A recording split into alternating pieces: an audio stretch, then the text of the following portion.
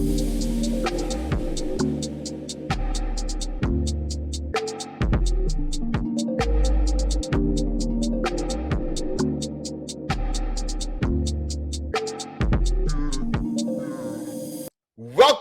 to the Ford Pickup Show. I have no idea how this is going to go, how it's going to be, but my wife and I had this idea for a while. Well, mainly my amazing wife had this idea. In 2019, and it's 2026, and we just launched. Some things take time.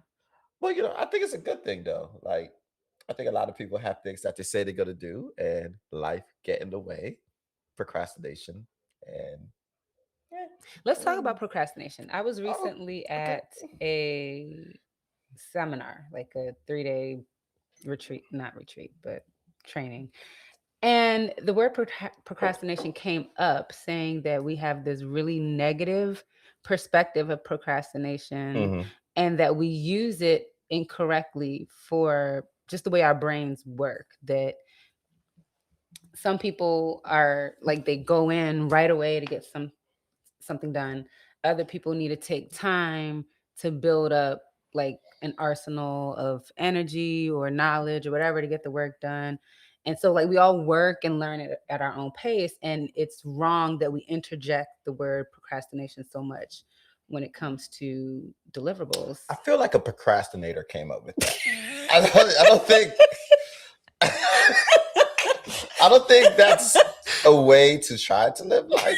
I think you should say something, write it down, come up with a plan, have a date, and move forward to it. I don't think you should be like, everyone learn on their own time and everyone brain work differently. So it took me 20 years to do this one thing and now I'm doing it. So it's fine. I think I think it's okay to say like I procrastinated. I need to move with more urgency and this thing called life and do it. And don't make an excuse about it. Am I wrong? No, I'm right because I said it. And in my mind, I'm right. That's the crazy thing about having thoughts. All your thoughts are right to you.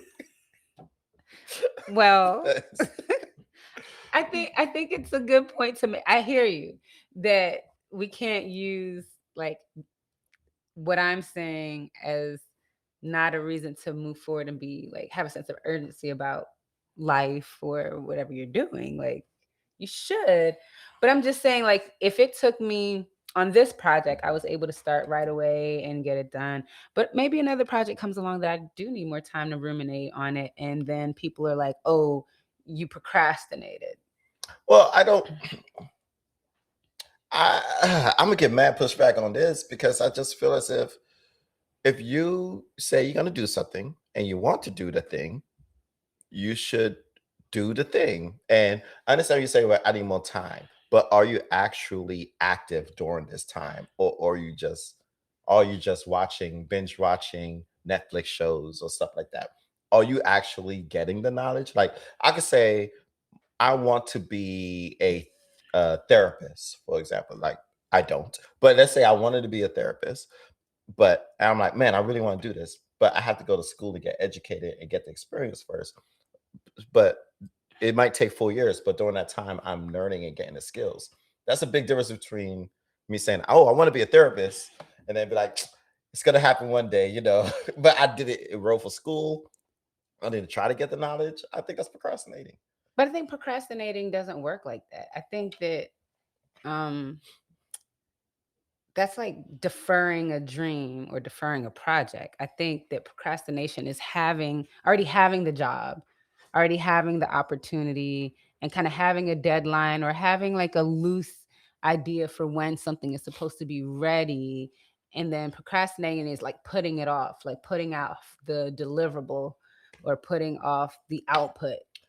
So, in your opinion, did we procrastinate on starting this podcast? I don't think we procrastinated. I think that we were living life and we knew what we wanted it to look like, Yeah. and we knew the skill sets that would be behind it.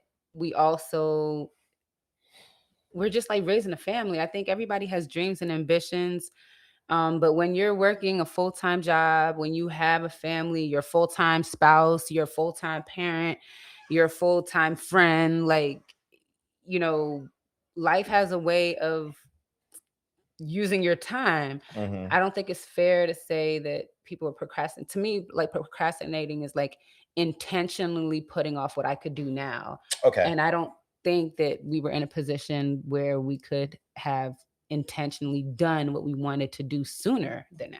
I I think that key word I used there was intentionally doing something, which I think I agree with you somewhat. However, I still feel as if we push through it even during life, we could have found a way sometime to fit it in. All right. So, how do you know when to be intentional about a whim? Because I feel like we're all, everybody, I think, or the way I see the world is everybody's just like a grown-up version of their child self, which let me explain. Like when you're a kid and you have no responsibilities and you have no um bills and all of that, like you think and you imagine, like all of us had a Lamborghini at like 12. We Never. I had knew a Viper rather than Giddy. we had No. the biggest house on the block. Yeah, Everybody, yeah. like when you're younger, you're so full of ambition and dreams. And I think that over time, like time itself just kind of weighs at that. So I don't I, I yeah, I mean that's really deep. You caught me off guard here. No, I mean that's really deep. But I mean, I think the key to living a balance, being a balanced adult. Well, I can speak for myself. It's just I have to balance being ambitious and grateful at the same time, which is very hard to do. But I think navigating like, okay, I'm grateful for not being hungry. I'm grateful for my vehicle. I'm grateful for my home. But at the same time, saying like, man, it'd be great if I had an investment property, and it'd be great if I was like had 8 pack abs, and it'd be great if I had all these other things, but still be grateful that I have health. So I just think it's a matter of like finding out what is bugging you the most at night. Like what is stopping me from sleeping the most? What is stopping me from sleeping the most?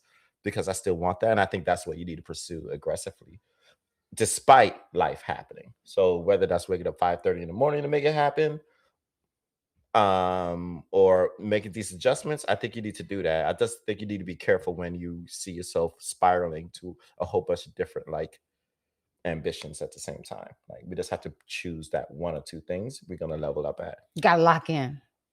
Lock That's in. what you're saying. That's what the Okay. young folks say. Oh, Gotta okay. lock in. Yeah. All right. But with that said, uh, so one of the things I just thought about like this week, like what is that one thing? I wouldn't know what mine is, but I'm gonna let you go first. What is like that one thing like you now have or live with that you cannot see yourself living without?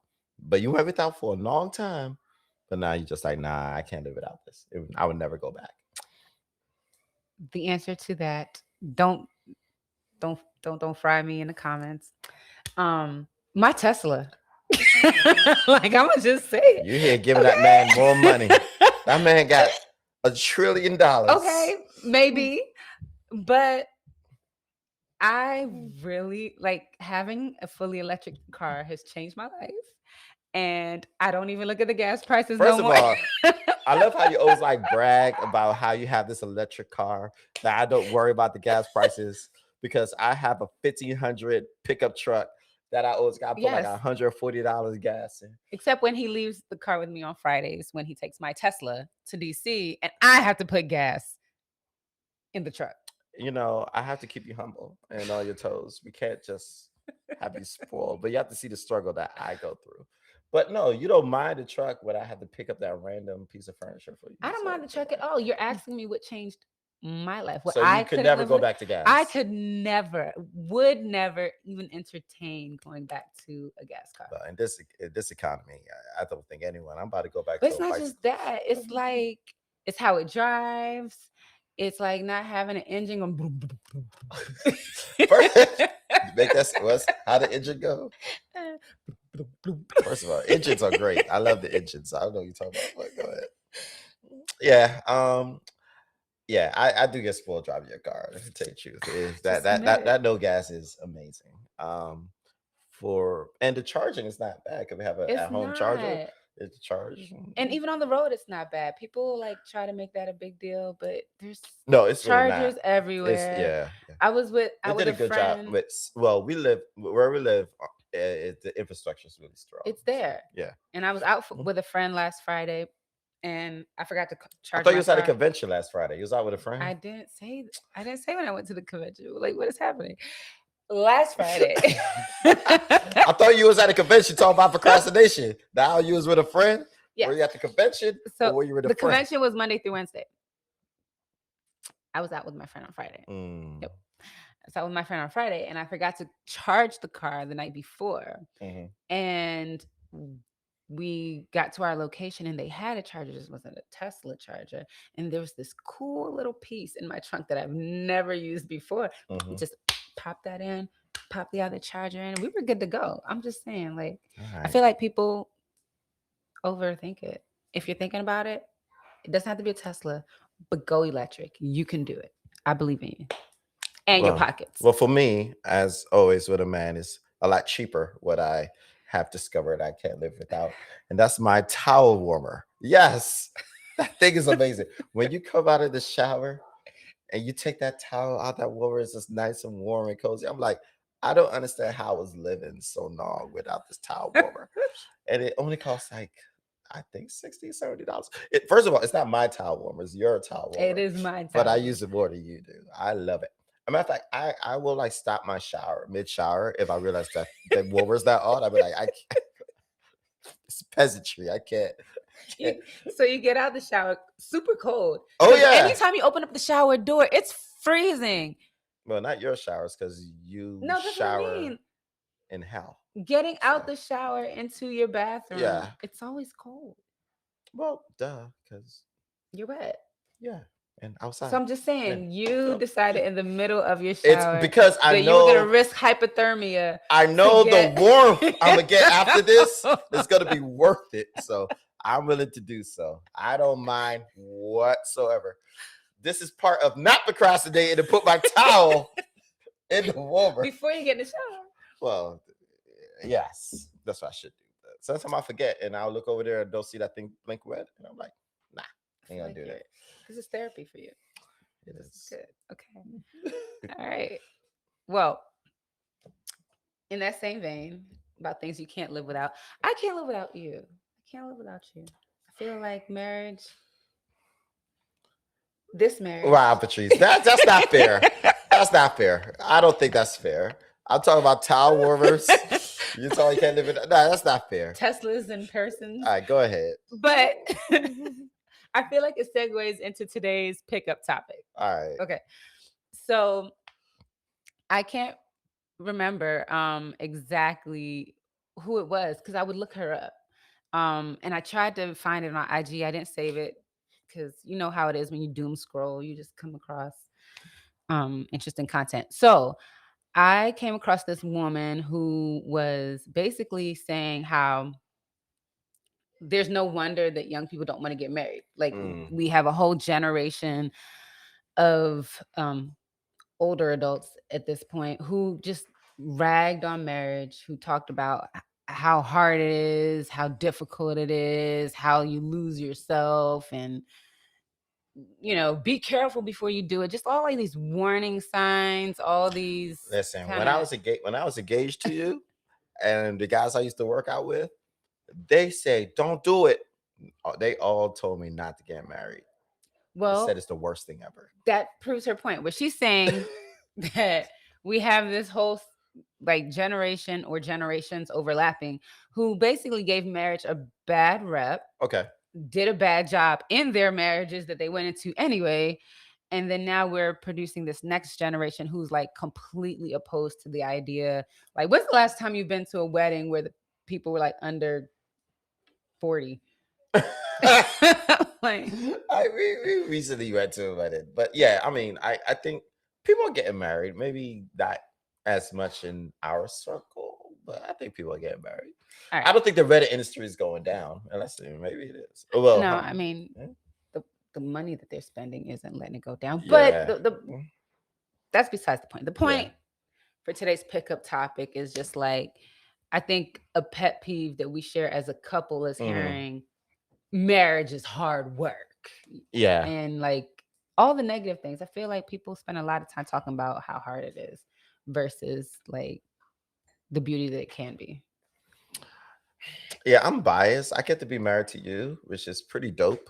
And I don't to be fair, some of the issues I hear some of my boys go through, I'm like, I would have been divorced a long time ago. So, I mean, for them, it might look a little bit different, but I think the thing is with the whole marriage is hard thing.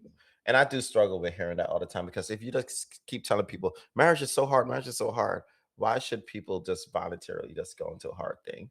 But I guess it's similar to like raising children, where you just like raising kids to me is pretty difficult because you always stress, you always thinking about them, you always got to have money for them and resources to raise them. And you don't know if you're damaging a child or you don't know if you're helping a child. And sometimes They end up in therapy.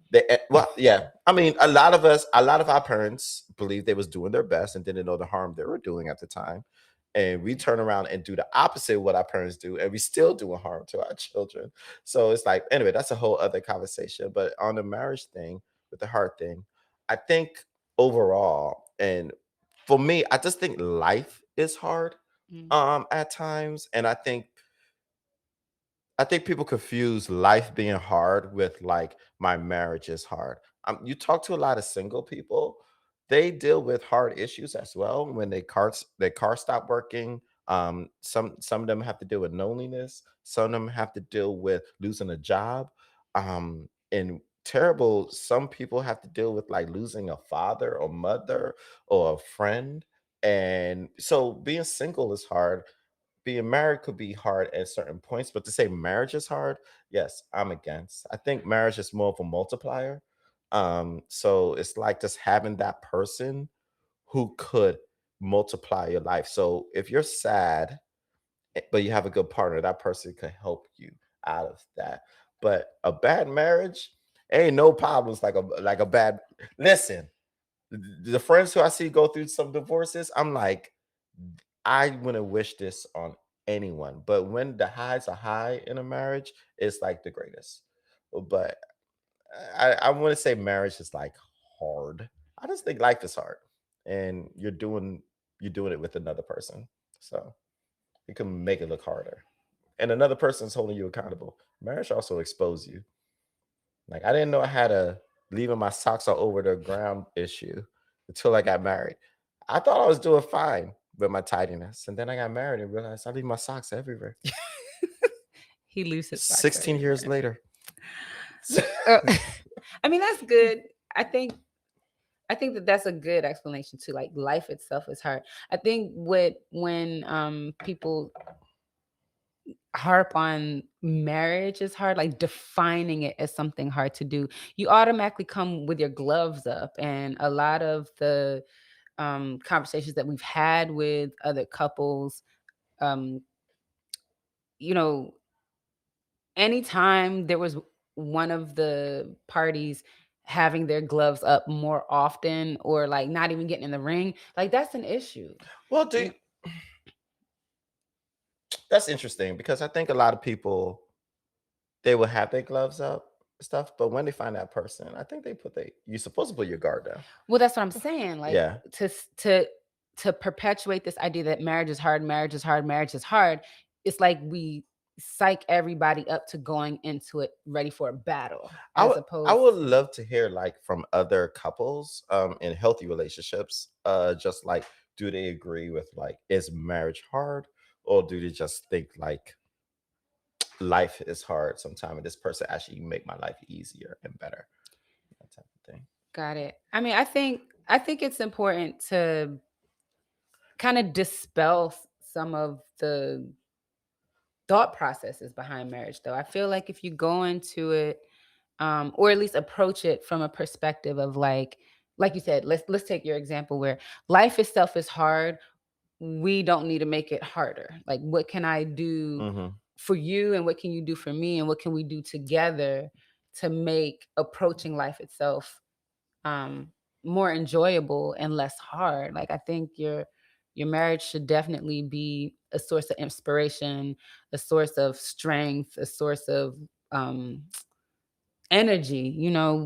I'm already going to face this difficult situation in life. I already have to go maybe to a job that I don't like, or deal with a family structure outside of our marriage that's challenging, or whatever people have to face. The one person that you should be able to count on and build up the strength and stamina to face life should be your spouse. But But your but marriage shouldn't be hard. I agree with that. I agree with that. And I think for the single people though, like I'm married, and when you witness a person going through struggles in their relationships, Mm. I think it's easy for people to just say like, I'm not trying to have that ever type of thing. So I could understand where some people could just be like, and then that coupled with married people always saying it's hard, and then you Mm. witness it firsthand. I can see why people are just kind of hesitant with going into it. But to each their own, I guess. I guess. Well, so then if marriage isn't hard work, what is it? If marriage isn't hard work, what is it? I view marriage as just a partnership and an enhancer. I don't see it have times when it can be tough. There's times when it is hard, but I have more good days than bad days. I just think it's an enhancer. Like if I get a promotion, I'm happy about the promotion, but my wife celebrated with me, make the promotion even that sweeter. Traveling is fun, but traveling with my wife is that much sweeter. So I just think that's what I say. I just see it more as an enhancement more than I see it as like a hard thing. And when I do have the hard times, you remember doing our what we did like a pre-engagement Hmm. class, or was it our engagement class? We did a few We things, did but both. we did both. But we did prep before getting married, and that's probably why our marriage is the way it is, right? Because we went to like a pre-engagement class at a church, then we had marriage counseling, a long marriage counseling, and then we did some therapy every here and there. So I think we have the tools in our pocket to make our marriage successful, as well as like when we see things get rocky, we know how to like steer the ship a little bit faster.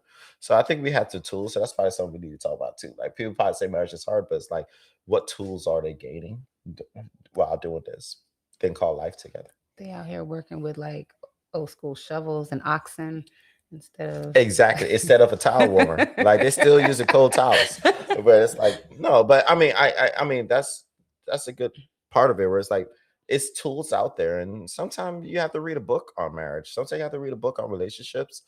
You have to study it. I feel like people put more time in their vacation prep than they do with learning about their person. Like if you're a man married to a woman, you need to know how a woman work, have conversations, and read. Same with a woman with a man. Like you need to study and put a little bit of time or a lot of time into how to coexist with a person in a house.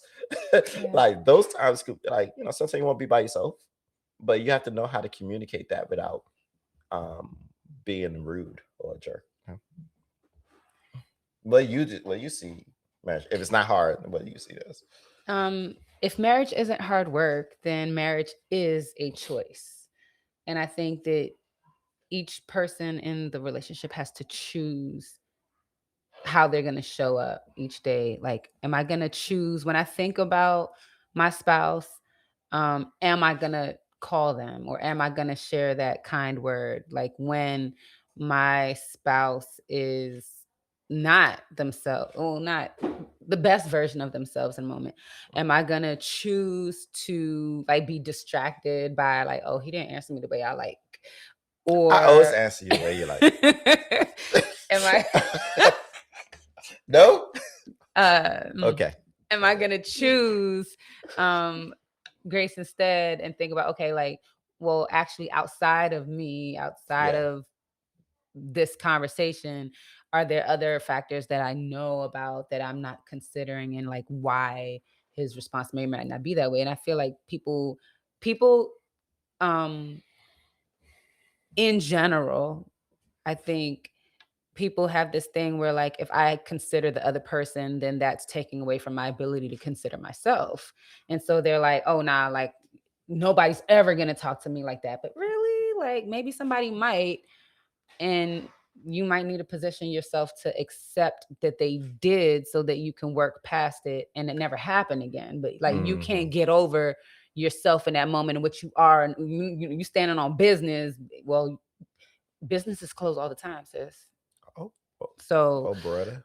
so Mhm. sometimes it's a matter of like I'm choosing what I know is best for the health of this relationship, and not like putting myself out. Like nobody's a rehab center. Let's be clear. I don't believe in people being rehab centers for one another or for the sake of a relationship. But I do think that there are times where you have to say, well, today I am not choosing violence at all. Like today Yeah, I'm legit like you gonna talk to me at the side of your neck, and I'm gonna say, that's not I have never that's done that, by that's the not way.